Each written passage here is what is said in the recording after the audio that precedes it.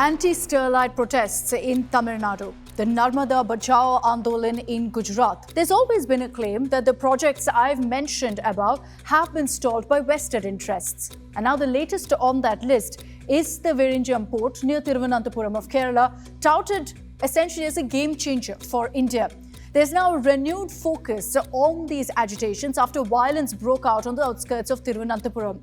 Highways were blocked, police station vandalized as thousands of people gathered to stall the construction of the Adani Vizhinjam port. But who's behind this violence? Who's constantly added fuel to this raging fire in Kerala? The protests at the Vizhinjam port have been making headlines for over 100 days and counting. And despite many efforts to find a solution, there's been no breakthrough yet. And while Adani Ports has been given the go-ahead for construction from the courts, local fishermen stalled the project construction again on November 26th and 27th, leading to endless violence. Who is amassing these crowds and constantly keeping the pot boiling on this? Well, let's be clear. The Latin Catholic Church has played an active role in the protests so far, even leading talks with the government as official representatives of the fisher folk.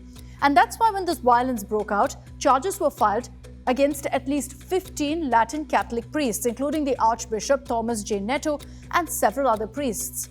What happened next? Angry protesters ambushed a police station over these church leaders being charged. 3,000 people have been booked for the clashes. The government has made it clear they will now pay for the losses incurred. So is the church to blame for these protests? Let's talk about the origin of this agitation to get a clearer picture and idea. Fisherfolk have been protesting since as early as August of this year, and this has been under the leadership of the Catholic Archdiocese of Thiruvananthapuram. They've actively taken a part in orchestrating protests at land and in sea to pressurize the government to pull the plug on this ambitious port development project. The biggest demand of the protesters is, of course, that the construction of this mammoth 7,525 crore rupees deep-water port and container transshipment terminal be stopped, and a proper environmental impact study should be carried out. They have other demands too as well. The rehabilitation of families who lost their homes to sea erosion, steps to mitigate coastal erosion, subsidized kerosene, among others. So there has for quite some time been a stalemate in talks, and Kerala Chief Minister Adani Vizhinjam even went on record in the State Assembly, this was back in August, to say it did seem that some parts of these protests were orchestrated or staged. Even now, with the violence breaking out, the government has gone on record to say that these protesters were targeting people of other religions. So what is the church saying about all this?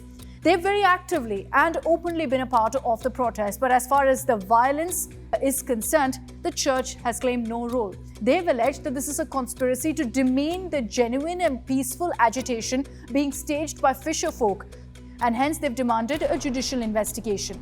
But by constantly provoking locals to protest, was this a ticking time bomb waiting to go off?